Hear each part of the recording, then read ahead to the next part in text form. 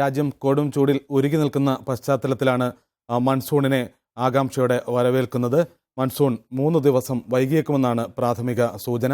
കേരളത്തിൽ നിന്നായിരിക്കും മൺസൂണിൻ്റെ തുടക്കം. ഈ മൺസൂൺ സംബന്ധിച്ച ഈ ചർച്ചയിൽ പങ്കെടുക്കുന്നത് Muthoot securities CEO mister Rakesh, Cochin university atmospheric science വിഭാഗം professor Ignatius, TV new senior news editor Suneesh Bhasi എന്നിവരാണ്.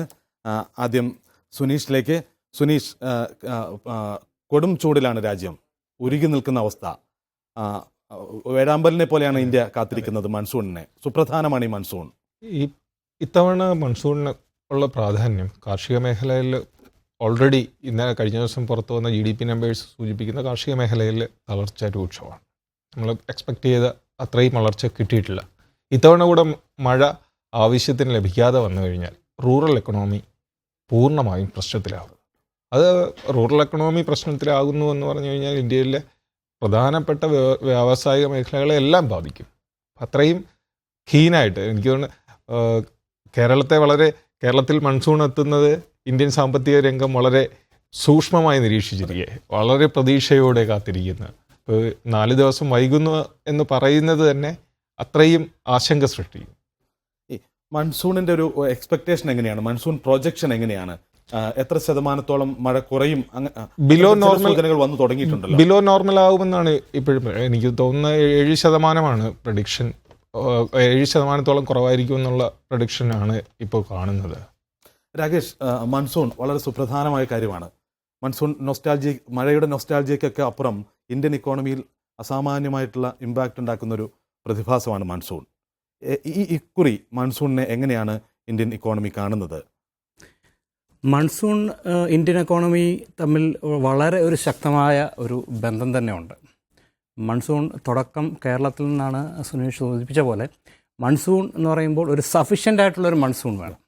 അതും ആ ഒരു റെയിൻഫോൾ എക്സ്പെക്റ്റ് ചെയ്യുന്ന പീരീഡ് ജൂൺ മുതൽ ഒരു സെപ്റ്റംബർ വരെയുള്ള പീരീഡിൻ്റെ ഫസ്റ്റ് ഹാഫ് തന്നെ ആ സഫിഷ്യൻ്റ് ആയിട്ടുള്ള മൺസൂൺ കിട്ടിയാൽ മാത്രമേ നാച്ചുറലി ഇത് പ്രൊഡക്ഷൻ കൂടത്തുള്ളൂ. സോ ദാറ്റ് ഒരു ബെറ്റർ പ്രൊഡക്ഷൻ ഒരു ഇൻഡയറക്റ്റ്ലി നമ്മളുടെ ഇൻഫ്ലേഷനെ ശരിക്കും സഹായിക്കും. രണ്ടാമത്തത് എക്കോണമി ബെറ്ററാവും, താരതമ്യേന GDP ബെറ്ററാവും.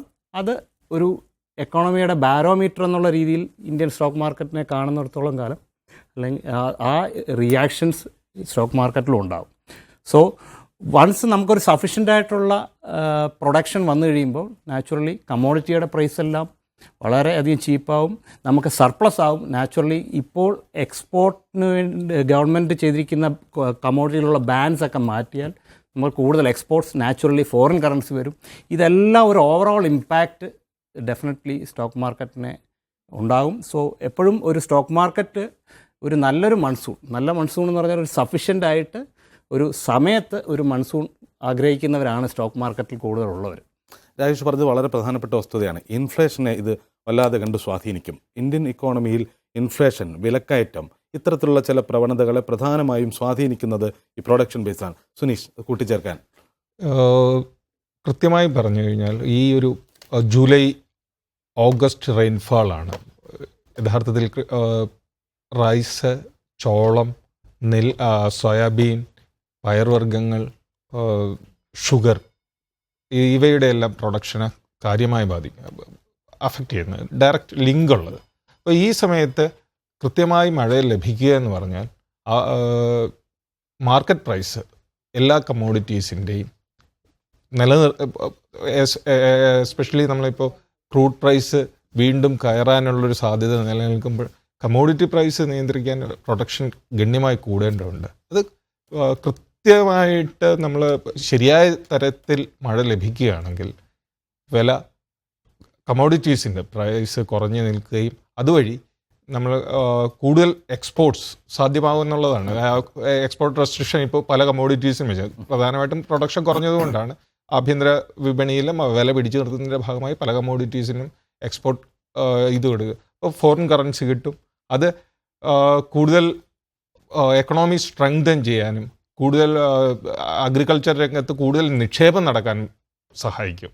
ഇതിൽ വേറൊരു പ്രധാനമായിട്ടും കാണേണ്ടത് നമ്മളുടെ രാജ്യത്ത് ഏകദേശം 70 കോടി ആൾക്കാർ അഗ്രികൾച്ചറിനെ മെയിൻ സോഴ്സ് ഓഫ് ഇൻകം ആയിട്ടുള്ള ആൾക്കാരാണ്. അത്രയേറെ ആൾക്കാരെ ബാധിക്കുന്ന പിന്നെ മറ്റൊരു പ്രശ്നം, നമ്മൾ ഈ ഇറിഗേഷൻ്റെ സാധ്യതകളൊന്നും മറ്റ് വെസ്റ്റേൺ കൺട്രീസ് പോലെ നമ്മൾ ഉപയോഗപ്പെടുത്തിയിട്ടില്ല. നമ്മളിപ്പോഴും ഒരു പരമ്പരാഗതമായിട്ട് മഴയെ ആശ്രയിച്ചുള്ള കാർഷിക രീതി തുടരുന്നവരാണ്. അപ്പോൾ എനിക്ക് തോന്നുന്നത് മൺസൂൺ കൃത്യമായി ലഭിക്കുക എന്നത് ഒരു ഇന്ത്യയുടെ GDP, ഇപ്പോൾ ചൈനയെ നമ്മൾ ബീറ്റ് ചെയ്തു എന്ന് പറയുമ്പോൾ ഇപ്പോൾ കൂടുതൽ മെച്ചപ്പെട്ട തരത്തിൽ GDP ഗ്രോത്ത് നേടാൻ ഇത്തവണത്തെ മൺസൂൺ സഹായിക്കും. എസ്പെഷ്യലി നമ്മളുടെ കഴിഞ്ഞ ലാസ്റ്റ് ഇയർ GDPയുടെ 13.7% അഗ്രികൾച്ചർ മേഖലയിൽ നിന്നുള്ള പ്രൊഡക്ഷൻ കുറഞ്ഞിരുന്നു. അഗ്രികൾച്ചർ സെക്ടറിന്റെ ഷെയർ ഒരു മേജർ കോൺട്രിബ്യൂട്ടർ അല്ല, കുറഞ്ഞു വരുന്നു. അതായത് 50-51 നമ്മുടെ GDPയുടെ 51.9% അഗ്രികൾച്ചർ സെക്ടറിൻ്റെ ഷെയർ ആയിരുന്നു. അതിപ്പോൾ ഏകദേശം എനിക്ക് തോന്നുന്നു 13.7 ആയിട്ട് 13.7% കുറഞ്ഞിട്ടുണ്ട്. അത്രയും കാർഷിക മേഖലയിൽ നിന്ന് നമ്മളുടെ ഒരു ഇത് പുറകോട്ട് പോവുക. അപ്പോൾ മഴ കൂടെ ലഭിച്ചില്ലെങ്കിൽ വളരെ ഈ പറഞ്ഞ പ്രൈസിനെ അഫക്റ്റ് ചെയ്യും, നമ്മളുടെ എക്സ്പോർട്ട് പൊട്ടൻഷ്യലിനെ അഫക്റ്റ് ചെയ്യും. എല്ലാം അത്തരത്തിൽ കൂടെ കണക്കിലെടുക്കണം. രാകേഷ്, ഏകദേശം 70 കോടി ജനങ്ങൾ ഇന്ത്യയിൽ അഗ്രികൾച്ചർ സെക്ടറിനെ ആശ്രയിച്ച് നിൽക്കുന്നു. അവരുടെ മേജർ ഇൻകം അഗ്രികൾച്ചറിൽ നിന്ന് വരേണ്ടിയിരിക്കുന്നു. ഇന്ത്യൻ ഇക്കോണമിയിൽ ഇപ്പോൾ ഒരു പ്രധാനപ്പെട്ട കോൺട്രിബ്യൂട്ടർ അല്ലാതെ നിൽക്കുമ്പോൾ പോലും നമ്മുടെ ഈ അഗ്രികൾച്ചർ സെഗ്മെൻറ്റിൻ്റെ കൂടുതൽ പങ്കാളിത്തം നമുക്ക് GDPയിലേക്ക് കൊണ്ടുവരുവാൻ ഈ മൺസൂൺ ഉൾപ്പെടെയുള്ള ഘടകങ്ങൾക്ക് എത്രത്തോളം പ്രസക്തിയുണ്ട്? നേരത്തെ സൂചിപ്പിച്ച പോലെ നമ്മൾക്ക് വൺസ് നമ്മുടെ എക്സ്പോർട്ട്, നമ്മുടെ സഫീഷ്യൻ്റ് ആയിട്ടുള്ള നമ്മുടെ ഡൊമസ്റ്റിക് ആവശ്യങ്ങൾ കഴിഞ്ഞിട്ട് മിച്ചമുള്ളത് നമ്മൾ എക്സ്പോർട്ട് ചെയ്യുമ്പോൾ നാച്ചുറലി ഫോറിൻ കറൻസി ഇങ്ങോട്ടുള്ള ആ ഫ്ലോ ഒഴുകുന്നു, റുപ്പി മെച്ചപ്പെടുന്നു. ഇവിടുത്തെ purchasing power, that means buying power of that അത് കൂടുന്നു നാച്ചുറലി. സോ ഗോൾഡ് മുതൽ ഈവൻ ഓട്ടോമൊബൈൽ വരെയുള്ള എല്ലാ ഇൻഡസ്ട്രിയിലും അതിൻ്റെ റിയാക്ഷൻ വരുന്നു. മറ്റൊരു സംഗതി എന്ന് പറഞ്ഞാൽ നമ്മൾ കൂടുതലും നമ്മളുടെ പവർ ഹൈഡ്രോ ഇലക്ട്രിക് പ്രോജക്ട്സാണ്. സോ നല്ലൊരു റെയിൻഫോൾ വരികയാണെങ്കിൽ അത് ബെറ്ററായിട്ട് സ്റ്റോർ ചെയ്യാൻ പറ്റുകയാണെന്നുണ്ടെങ്കിൽ ഈ ഹൈഡ്രോ ഇലക്ട്രിക് പ്രോജക്ട്സുകളൊക്കെ വളരെ അധികം ഷൈൻ ചെയ്യും.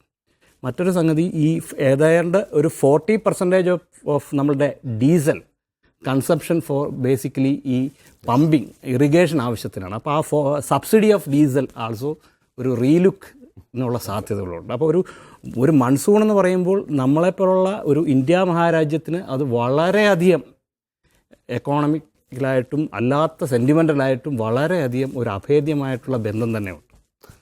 സുനീഷ്, ഈ മൺസൂൺ നമ്മൾ വളരെ ആകാംക്ഷയോടെയാണ് എക്കാലവും കാത്തിരിക്കുന്നത്. മൺസൂൺ പ്രിപ്പറേഷൻസ് ഇന്ത്യയിൽ ആകമാനം, കേരളത്തിൽ ഉൾപ്പെടെ സഫീഷ്യൻ്റ് ആണോ? Watershed management, electricity projections, energy projections, ഇതുൾപ്പെടെ ഇത് നമുക്ക് ഈ വളരെ കുറഞ്ഞ കാലം കിട്ടുന്ന ഈ മൺസൂണിനെ ബേസ് ചെയ്ത് വേണം നമുക്ക് അങ്ങോട്ട് മുഴുവൻ കാലവും മുമ്പോട്ട് പോകാൻ. ഇത്തരത്തിലുള്ള പ്രിപ്പറേഷൻസിൽ സെൻട്രൽ ഗവൺമെൻറ് ഉൾപ്പെടെ എത്രത്തോളം പര്യാപ്തമായ തരത്തിൽ മാനേജ് ചെയ്യുന്നു? അല്ലേ, ഇപ്പോൾ സെൻട്രൽ ഗവൺമെൻറ് കുറച്ച് പ്ലാനുകളൊക്കെ ചെയ്യുന്നുണ്ട്. പക്ഷേ മൺസൂൺ നമ്മൾ പറഞ്ഞതുപോലെ കേരളത്തിൽ നിന്ന് തുടങ്ങുന്നതാണ്, രാജ്യം മുഴുവൻ ഉറ്റുനോക്കുന്നതാണെങ്കിലും നമ്മൾ കേരളം മൺസൂണിനെ അത്ര വലിയ ഒരു ഇതായിട്ട്, മൺസൂൺ കേരളവുമായിട്ട് ചർച്ച കൂടുതൽ നടക്കുന്നത് ഈ സ്കൂൾ തുറപ്പ് June 1 മഴ വരുമല്ലോ എന്നുള്ള തരത്തിൽ, അതെ, ആ ഒരു നൊസ്റ്റാൾജിക് ഫീലിംഗ് വെച്ചുള്ള ചർച്ചകളാണ് കൂടുതൽ നടക്കുന്നത്. അല്ലെങ്കിൽ മൺസൂണിൻ്റെ സാധ്യത അല്ലെങ്കിൽ മഴ എത്രമാത്രം ഉപയോഗപ്പെടുത്താം എന്ന തരത്തിലൊന്നും കേരളം ഇതുവരെ ചിന്തിച്ചിട്ടില്ല. പക്ഷേ ഇറിഗേഷനിലല്ല, എല്ലാ കാലാകാലങ്ങളിൽ കുറേ ഫണ്ട് വയ്ക്കുന്നു, കുറച്ച് പദ്ധതികൾ നടപ്പാക്കുന്നു. അല്ല, പ്രധാന പ്രശ്നം കേരളം അത്ര അഗ്രി ഡിപ്പെൻഡൻ്റ് ആയിട്ടുള്ള സ്ഥലമല്ല. കുറച്ച് ഇടുക്കിയിലും വയനാട്, പത്തനംതിട്ടയുടെ ചില ഭാഗങ്ങൾ, കോട്ടയം പോലുള്ള ആ ഒരു മേഖല ഒഴിച്ചാൽ മഴയുടെ ഒരു സാധ്യത ഉപയോഗപ്പെടുത്തി അല്ലെങ്കിൽ കാർഷിക മേഖലയായിട്ട് അത്രയും ബന്ധം നിലനിർത്തുന്ന സ്ഥലങ്ങൾ ഇപ്പോൾ വളരെ കുറവാണ്. അതുകൊണ്ട് തന്നെ നമ്മളുടെ മഴയെന്ന് പറഞ്ഞാൽ ഒരു ശല്യക്കാരനാണ്. കേരളത്തിൽ മഴ ഒരു കുറച്ച് ദിവസം കഴിയുമ്പോൾ ചൂട് കുറഞ്ഞു കഴിയുമ്പോഴത്തേക്ക് ശല്യക്കാരനായിട്ട് മാറുന്ന മഴയാണ്. മറ്റ് സ്ഥലങ്ങളിൽ അങ്ങനെയല്ല. ഇപ്പോൾ എനിക്ക് തോന്നുന്നു കേന്ദ്ര സർക്കാർ ഈ പ്രാവശ്യം 580 ജില്ലകളിൽ ഓൾറെഡി ഒരു കണ്ടിജൻസി പ്ലാൻ തയ്യാറാക്കിയിട്ടുണ്ട്. കാരണം നോർത്ത് ഇന്ത്യയെ സംബന്ധിച്ചിട്ട് മഴ വളരെ പ്രധാന, മഴ കുറഞ്ഞു കഴിഞ്ഞാൽ ഒരു ഓട്ടുകൾ ഡയറക്റ്റ് ബാധിക്കുന്നതാണ്. അഗ്രികൾച്ചർ സെക്ടർ വളരെ ഫ്രാഗ്മെൻറ്റഡ് ആയിട്ടുള്ള ലാൻഡ് ഹോൾഡിംഗ് ഉള്ളതാണ്. ആൾക്കാരെല്ലാം ഡയറക്റ്റായിട്ട് ബാധിക്കുന്നതാണ്. അപ്പോൾ മറ്റ് സംസ്ഥാനങ്ങളിലെല്ലാം കുറച്ചുകൂടെ സീരിയസ് ആയിട്ട് മഴ മൺസൂണിൻ്റെ പ്രിപ്പറേഷൻസ് ചെയ്തിട്ടുണ്ട്. കുറഞ്ഞാലും ഇത്തവണയുള്ളൊരു പ്രത്യേകത എന്ന് പറഞ്ഞാൽ കാലം തെറ്റി എത്തിയ മഴ നോർത്ത് ഇന്ത്യയിൽ ദൂരവ്യാപകമായ പ്രശ്നങ്ങൾ ഉണ്ടാക്കി കഴിഞ്ഞു. ഓൾറെഡി ക്രോപ്പൊക്കെ ഒരുപാട് നശിച്ചു കഴിഞ്ഞു. അപ്പോൾ ഇത്തവണ മഴ ഒരുപാട് വൈകിയാൽ പ്രശ്നം രൂക്ഷമാകാൻ സാധ്യതയുണ്ട്. അതുകൊണ്ട് എനിക്ക് തോന്നുന്ന എല്ലാ സംസ്ഥാനങ്ങളും ബീഹാർ, UP, MP തുടങ്ങിയ സംസ്ഥാനങ്ങളിലെല്ലാം കൃത്യമായൊരു പ്ലാൻ സെറ്റ് ചെയ്ത് കഴിഞ്ഞിട്ടുണ്ട്. രാകേഷ്, ഇന്ത്യൻ സ്റ്റോക്ക് മാർക്കറ്റിൽ ഈ മൺസൂണിൻ്റെ ഡയറക്റ്റ് ഇമ്പാക്റ്റ് എന്താണ്? ഏതൊക്കെ കമ്പനികൾ, ഏതൊക്കെ സെഗ്മെൻറ്റുള്ള കമ്പനികൾ ഇതിനെ ഡയറക്റ്റായിട്ട് ഇതിനെ പ്രതീക്ഷയോടെ കാത്തിരിക്കുന്നുണ്ട്? ഈ ഒരു ഇമ്പാക്റ്റ് നിങ്ങൾ പ്രതീക്ഷിക്കുന്നുണ്ട്? ഇൻഡയറക്റ്റ് ഡെഫിനറ്റ്ലി നിരവധി കമ്പനികൾ ഉണ്ടാകാം, എങ്കിലും നേരിട്ട് ബാധിക്കുന്ന കമ്പനികൾ, സെഗ്മെൻറ്റുകൾ. മൺസൂൺ സ്റ്റോക്ക് മാർക്കറ്റിൽ നേരിട്ട് ബാധിക്കുന്ന അങ്ങനെ നമുക്ക് എടുത്തു പറയാനായിട്ടുള്ള ഒരു സെഗ്മെൻറ്റോ സെക്ടറോ ഒന്നുമില്ല.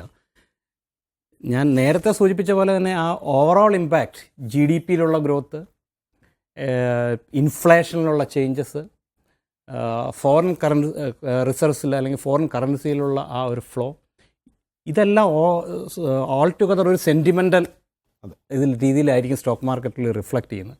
അപ്പം ഇതിനു മുന്നുള്ള വർഷങ്ങളിലൊക്കെ നമ്മൾ നോക്കുകയാണെങ്കിൽ നല്ല മൺസൂൺ, അല്ലെങ്കിൽ നോർമൽ മൺസൂൺ കിട്ടിയിരിക്കുന്ന വർഷങ്ങളിലെല്ലാം സ്റ്റോക്ക് മാർക്കറ്റ് 30 to 40% ചേഞ്ചസ് വന്നിട്ടുണ്ട്, അപ്വേർഡായിട്ടുള്ള ചേഞ്ചസ് വന്നിട്ടുണ്ട്. സോ ഓവറോൾ എക്കോണമി ബെറ്റർ ആകുമ്പോഴത്തേക്കും പ്രൊഡക്ഷൻ എല്ലാ ഏരിയയിലും, ഈവൻ കൺസംഷൻ, ഗോൾഡ് ആയാലും മറ്റുള്ള കൺസ്യൂമർ ഡ്യൂറബിൾസ് ഐറ്റംസ് ആയാലും ഓട്ടോമൊബൈൽ ഇൻഡസ്ട്രിയിലായാലും എവിടെയും ആ ഒരു പ്രൊഡക്ഷൻ കൂടുന്നു. നാച്ചുറലി ദാറ്റ് ഗുഡ് ക്രോപ്സ് അല്ലെങ്കിൽ ഗുഡ് കൾട്ടിവേഷൻ വരുമ്പോഴത്തേക്ക് പർച്ചേസിങ് പവർ കൂടുന്നു.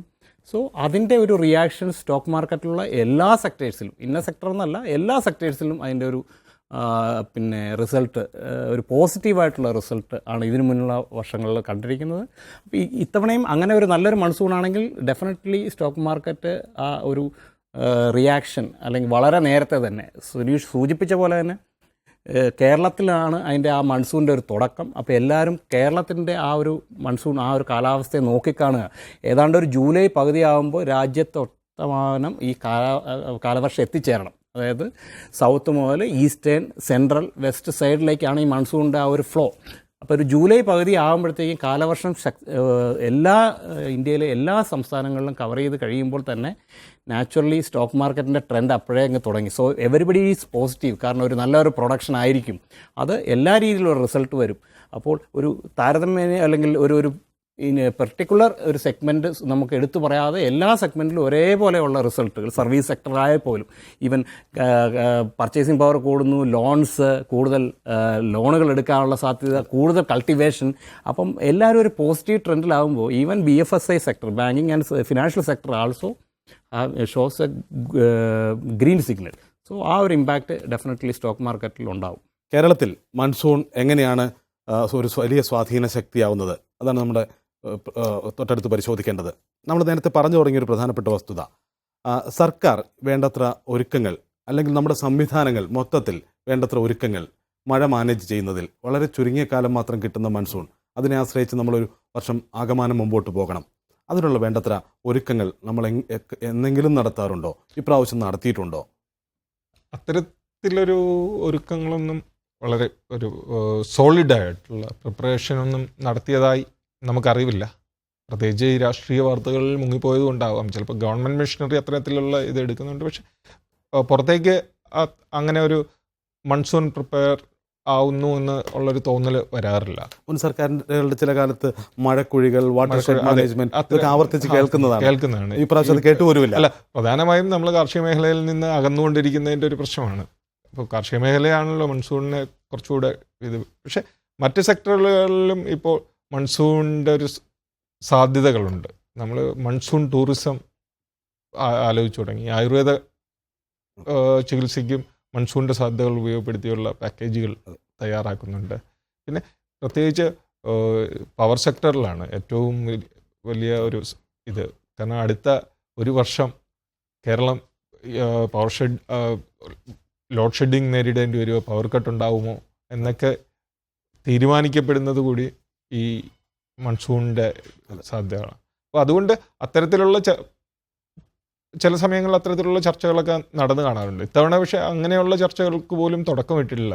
പ്രധാനമായിട്ടും ഇലക്ഷൻ, അരുവിക്കര ഇലക്ഷനൊക്കെ വന്നു കഴിഞ്ഞതുകൊണ്ട് ഗവൺമെൻറ് മെഷീനറിയും മറ്റ് പൊളിറ്റിക്കൽ പാർട്ടികളും എല്ലാം അതിൻ്റെ അകത്ത് കൂടുതൽ ഇൻവോൾവ് ആയതുകൊണ്ടാവാം. പക്ഷേ എനിക്ക് തോന്നുന്നത് നമ്മൾ കുറച്ചുകൂടെ ഈ മൺസൂൺ തയ്യാറെടുപ്പ് സീരിയസ് ആയി നടത്തേണ്ടതുണ്ട്.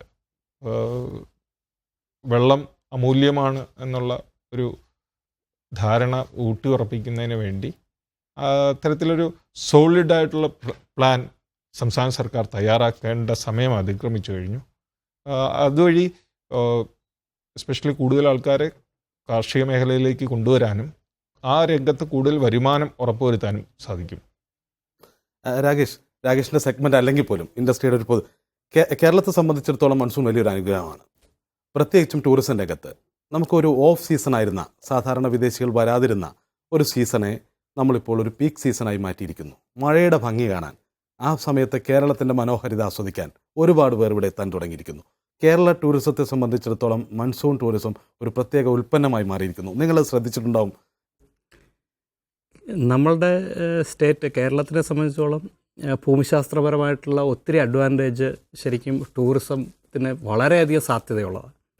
പക്ഷേ അതിന് വേണ്ടി ഉള്ള ഒരു പരിശ്രമം പല സ്ഥലത്തിൽ നിന്നും ചില സമയത്ത് കാണുന്നുണ്ടെങ്കിൽ അതിൻ്റെ ഒരു കണ്ടിന്യൂറ്റി ഇല്ല.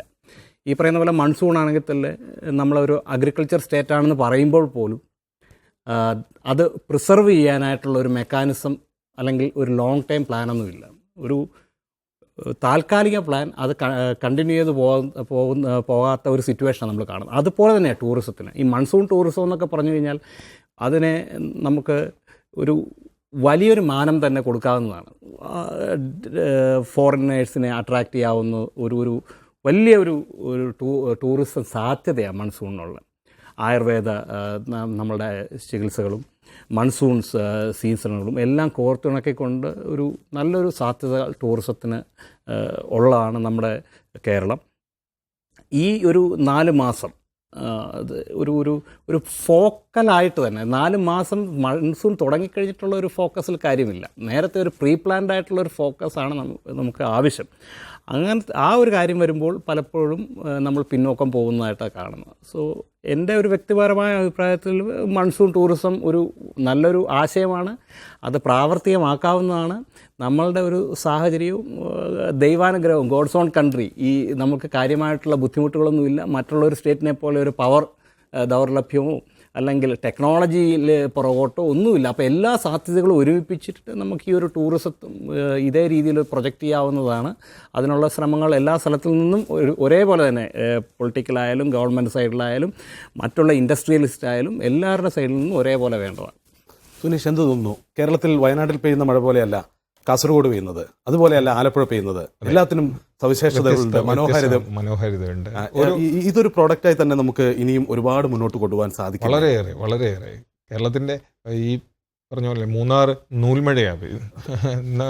ആലപ്പുഴയിൽ ഈ ആലപ്പുഴ ജില്ലയിലാണെങ്കിൽ കായലിൽ പെയ്യുന്ന വേറൊരു തരം മഴ, കണ്ണൂരിൻ്റെ മഴയ്ക്ക് വേറൊരു ഭംഗി, പാലക്കാട് മറ്റൊരു രീതിയിലുള്ള, ഇടുക്കിയിലാണെങ്കിൽ രൗദ്രഭാവത്തിൽ ഭാവം തന്നെ മാറുന്നു. ഈ അതിൻ്റെ സാധ്യതകൾ ഉപയോഗപ്പെടുത്തിയാണ് ശരിക്കും മൺസൂൺ മാർക്കറ്റ് ചെയ്യേണ്ടത്. നമ്മൾ അത്തരം ഒരു ഇന്നോവേറ്റീവ് പ്രോഡക്റ്റുകളിലേക്ക് പോവാത്തതിൻ്റെ പ്രശ്നങ്ങളെല്ലാം ഇപ്പോഴുണ്ട്. കാരണം ശ്രീലങ്ക ഗംഭീരമായിട്ട് ടൂറിസം രംഗത്ത് കുതിച്ചു കയറിക്കൊണ്ടേ കേരളം പിന്നോട്ടാണ്. കാരണം കേരളത്തിൽ ആരും അങ്ങനെ പുതിയൊരു ഇന്നോവേറ്റീവ് കൺസെപ്റ്റുകൾ അവതരിപ്പിക്കുന്നില്ല. സെബിൻ പറഞ്ഞ വളരെ കൃത്യമായൊരു സംഭവമാണ്. മഴയുടെ ഓരോ സ്ഥലങ്ങളിലുള്ള പ്രത്യേകതകൾ അനുസരിച്ചിട്ടുള്ള ഒരു പാക്കേജ്, ഓരോ അനുഭവമാണ്. തിരുവനന്തപുരത്തെ മഴയല്ല കോഴിക്കോടുള്ള മഴ. തിരുവനന്തപുരത്തുള്ള ആളുകൾ മഴ അനുഭവിക്കുന്ന അല്ലെങ്കിൽ എൻജോയ് ചെയ്യുന്ന തരത്തിലായിരിക്കില്ല ആലപ്പുഴയിലോ ഇടുക്കിയിലോ ഉള്ള ആളുകൾ എൻജോയ് ചെയ്യുന്നത്. അത്തരത്തിൽ നമ്മൾ പാക്ക് ചെയ്യാൻ പറ്റണം. നമുക്ക് കൊടുക്കാൻ മഴ വിഭവങ്ങളുണ്ട്. അതെ, അതെ. ഈ ഭക്ഷണത്തിൽ തന്നെ മഴ വരുമ്പോൾ നമ്മളുടെ ഭക്ഷണശീലവും മാറിയിട്ടുണ്ട്. അല്ല, എല്ലാം കൊണ്ടും ഒരു അനുഗ്രഹീതമായ ഒരു സംസ്ഥാനം തന്നെയാണ്. അതിൻ്റെ അനന്ത സാധ്യതകളോ അല്ലെങ്കിൽ അതൊന്നും മനസ്സിലാക്കാതെ മുന്നോട്ട് പോകുന്ന ഒരു സാഹചര്യം. അതുപോലെ തന്നെയാണ് നമ്മൾ ഫോക്കലായി ശ്രദ്ധിക്കേണ്ട മറ്റൊരു പ്രധാന സംഗതി ആയുർവേദത്തിൻ്റെ ചികിത്സാംശത്തിനപ്പുറമുള്ള സുഖചികിത്സ എന്ന സെഗ്മെന്റ് മൺസൂണിനെ ബേസ് ചെയ്യുന്നതാണ്. സുനീഷ്, ആയുർവേദത്തിൽ കുറച്ച് അത്തരത്തിലുള്ള നീക്കങ്ങൾ നടന്നിട്ടുണ്ട്. കാരണം ഒരുപാട് പ്ലേയേഴ്സ് ഉള്ളതുകൊണ്ട് അവരവരുടെ സാധ്യതകൾ ഉപയോഗപ്പെടുത്തി ചെറുതായിട്ടെങ്കിലും. പക്ഷെ അതും ഞാൻ ഈ പറഞ്ഞതുപോലെ ഒരു ഗ്ലോബൽ ലെവലിൽ നിന്ന് ചികിത്സ തേടി അല്ലെങ്കിൽ സുഖചികിത്സ തേടി ആൾക്കാരെത്തുന്ന തരത്തിൽ നമ്മൾ ഇതിനെ പാക്ക് ചെയ്യുക, ബ്രാൻഡ് ചെയ്യുക, അതൊരു ഒരു പുതിയ കൺസെപ്റ്റായിട്ട് അവതരിപ്പിക്കുക. അതുവഴി ആയുർവേദത്തിന് മികച്ച വളർച്ച നേടാൻ പറ്റും. കൂടുതൽ ഇതിൻ്റെ അകത്ത് എനിക്ക് തോന്നുന്ന Ayurveda industry as a whole ഒരു ഇരുന്ന് ചർച്ച ചെയ്ത് മഴക്കാലത്തെ ആയുർവേദ ചികിത്സയുടെ സാധ്യതകൾ, പഴയ കാലത്ത് എനിക്ക് തോന്നുന്നു അത്തരത്തിൽ ചികിത്സാ സമ്പ്രദായങ്ങളിൽ മാറ്റങ്ങളുണ്ടായിട്ടുണ്ട്. മഴ തണുപ്പ് കൂടുമ്പോൾ ഒരു രീതി, ചൂടുകാലത്ത് ഒരു രീതി. ആയുർവേദം കുറച്ചുകൂടെ ഈ കാലവും സ്ഥലവുമായിട്ടൊക്കെ ബന്ധപ്പെട്ടിട്ടുള്ളതാണ്. ആ ഒരു കൺസെപ്റ്റ് അവതരിപ്പിച്ച് കൂടുതൽ ആൾക്കാരെ ചികിത്സ തേടി കേരളത്തിലെത്തി കൊണ്ടുവരാൻ ഇതുവഴി സാധിക്കുന്നതാണ്. നമുക്ക് കേരളത്തിൽ നിന്ന് ഒരിക്കൽ കൂടി ഇന്ത്യൻ സെനാരിയോയിലേക്ക് തിരിച്ചു പോയി ഈ ചർച്ച അവസാനിപ്പിക്കാം. അഗ്രികൾച്ചർ ഒരു മെയിൻ കോൺട്രിബ്യൂട്ടർ അല്ല ഇപ്പോൾ, പക്ഷെ നമ്മുടെ GDPക്ക് ഇനിയും ഒരുപാട് വളരേണ്ടിയിരിക്കുന്നു. അഗ്രികൾച്ചറിനെ ഇനി എങ്ങനെയായിരിക്കും ഈ മോദി ഗവൺമെൻറ് ഫോക്കസ് ചെയ്യാൻ പോകുന്നത്? അതിനൊരു വലിയ ത്രസ്റ്റ് ഉണ്ടാകുമോ? നമുക്ക് അങ്ങനെ പ്രതീക്ഷിക്കാൻ പറ്റുമോ ഈ ഒരു പശ്ചാത്തലത്തിൽ? ഇന്ത്യയെ സംബന്ധിച്ചിടത്തോളം ഇന്ത്യ ഒരു 60 to 70% Indian population are still in the agriculture sector. Direct അല്ലെങ്കിൽ ഇൻഡയറക്റ്റ്ലി ആയിട്ട് അവർ അഗ്രികൾച്ചറുമായിട്ട് ബന്ധപ്പെട്ട് തന്നെയാണ് ഇട്ടിരിക്കുന്നത്. അതൊരു ഓവർനൈറ്റിലോ ഒരു കുറഞ്ഞ ഒരു സമയം കൊണ്ടോ വേറെ സെക്ടറിലേക്ക് മാറ്റിയെടുക്കുക എന്ന് പറയുന്നത് ഒരു പ്രായോഗികമായിട്ടുള്ള കാര്യമല്ല. അപ്പോൾ ഏത് ഗവൺമെൻറ്റിൻ്റെയും ഒരു ഊന്നൽ അഗ്രികൾച്ചറിൽ തന്നെ ആയിരിക്കും. അപ്പം അതിന് വേണ്ട ഒരു സബ്സിഡി, അതിന് വേണ്ട സാഹചര്യങ്ങൾ ഒരുക്കുക, അത് ഒരു പരിധിവരെ ഗവൺമെൻറ്റുകൾ എല്ലാവരും അത് ഫോളോ ചെയ്യാറുണ്ട്. എനിക്ക് തോന്നുന്നു ഈ ഗവൺമെൻറ്റിൻ്റെ ഒരു വലിയ ഒന്നാമത്തെ ഒരു അജണ്ടയിൽ തന്നെയാണ് അഗ്രികൾച്ചർ ഉണ്ടാകുക. സോ പിന്നെ കേരളത്തിൻ്റെ ഒരു ഭൂമിശാസ്ത്രം വിട്ട് നമ്മൾ മറ്റുള്ള സ്റ്റേറ്റിലേക്ക് പോയി കഴിഞ്ഞ് കഴിഞ്ഞാൽ ചോളം, കോട്ടൺ, ഓയിൽ സീഡ്സ്, ഇതിൻ്റെയൊക്കെ ഒരു വലിയ കലവറായി ഹരിയാന, ചണ്ഡീഗഡ്, ആ ഒരു ഏരിയസ്. അപ്പം ഡെഫിനറ്റ്ലി അവർക്ക് അഗ്രികൾച്ചർ മാറ്റി നിർത്തിക്കൊണ്ടുള്ള ഒരു പരീക്ഷണം ഒരിക്കലും ഒരു ഗവൺമെൻറ്റിന് സാധ്യമല്ല. പിന്നെ ഈ പറഞ്ഞ vote bank, naturally the rural or maybe പ്ലേസസിൽ നിന്ന് ഉള്ള ഈ വോട്ട് ബാങ്ക് ഡിപ്പെൻസ് ചെയ്തിരിക്കുന്ന അഗ്രികൾച്ചറിനെ ആയിരിക്കും. അപ്പോൾ ഗവൺമെൻറ്റിൻ്റെ തീർച്ചയായിട്ടും ഒരു പ്രൈമറി അല്ലെങ്കിൽ ഫസ്റ്റ് റെസ്പോൺസിബിലിറ്റി അഗ്രികൾച്ചർ സെഗ്മെൻറ്റിനെ എങ്ങനെ പ്രൊട്ടക്റ്റ് ചെയ്യുക, എങ്ങനെ സേവ് ചെയ്യുക, എങ്ങനെ ഒരു വളർച്ച ഉണ്ടാക്കുക തന്നെയായിരിക്കും. സുനീഷ്, അത് തന്നെ ആയിരിക്കുമോ? അഗ്രികൾച്ചറിൽ നമുക്കൊരു തിരിച്ചുവരവ് പ്രതീക്ഷിക്കാൻ പറ്റുമോ? അഗ്രികൾച്ചറിൽ നമ്മൾ തിരിച്ചു വന്നേ പറ്റൂ. കാരണം നമ്മളുടെ ഈ കമ്മോഡിറ്റി പ്രൈസസ് നമ്മൾ ഇമ്പോർട്ട് ഡിപ്പെൻഡൻ്റ് ആയി മാറുകയാണെങ്കിൽ, കാരണം ഷെയർ കുറഞ്ഞു വരിക, ഭീകരമായിട്ട് കുറഞ്ഞു വരിക. അപ്പോൾ നമ്മൾ കൂടുതൽ ഇമ്പോർട്ടിനെ ഡിപ്പെൻഡ് ചെയ്യേണ്ടി വരുന്നത് വഴി വില കുത്തനെ കയറാൻ സാധ്യതയുണ്ട്. പക്ഷേ ഇതിൽ പ്രധാനമായിട്ടും വേണ്ടത് മെക്കനൈസേഷൻ്റെ സാധ്യതകൾ എത്രമാത്രം ഉപയോഗപ്പെടുത്തുക. റൂറൽ എക്കണോമിയിൽ വായ്പ അവൈലബിലിറ്റി ഉറപ്പുവരുത്തുക പ്രധാന പ്രശ്നം നേരിടുന്നത്. അതുകൊണ്ടാണ് വലിയ തോതിൽ കർഷക ആത്മഹത്യകളൊക്കെ നടക്കുന്നത്. നമ്മൾ ഒരുപാട് പണം കാർഷിക മേഖലയ്ക്കായിട്ട് മാറ്റിവെക്കുന്നുണ്ടെങ്കിലും കർഷകർക്ക് ആവശ്യമായ വായ്പകൾ ലഭിക്കുന്നതിന് ഇപ്പോഴും തടസ്സങ്ങളുണ്ട്. ഇടയ്ക്കൊരു ക്രോപ്പ് ലോസ് വന്നു കഴിഞ്ഞാൽ തീരാവുന്നതേ ഉള്ളൂ ഏതൊരു മാർജിനലൈസ്ഡ് ആയിട്ടുള്ള അല്ലെങ്കിൽ ഫ്രാഗ്മെൻറ്റഡ് ലാൻഡുള്ള ഒരു കർഷകൻ്റെ ജീവിതം.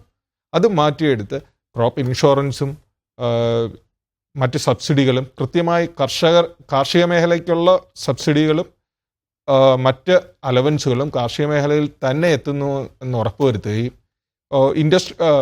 മെക്കനൈസേഷൻ്റെ സാധ്യതകൾ പരമാവധി ടെക്നോളജിയൊക്കെ ഉപയോഗപ്പെടുത്തി കൂടുതൽ കാർഷിക മേഖലയിൽ വളർച്ച നേടാൻ ശ്രമിക്കുക. അത് അത്യാവശ്യമാണ്.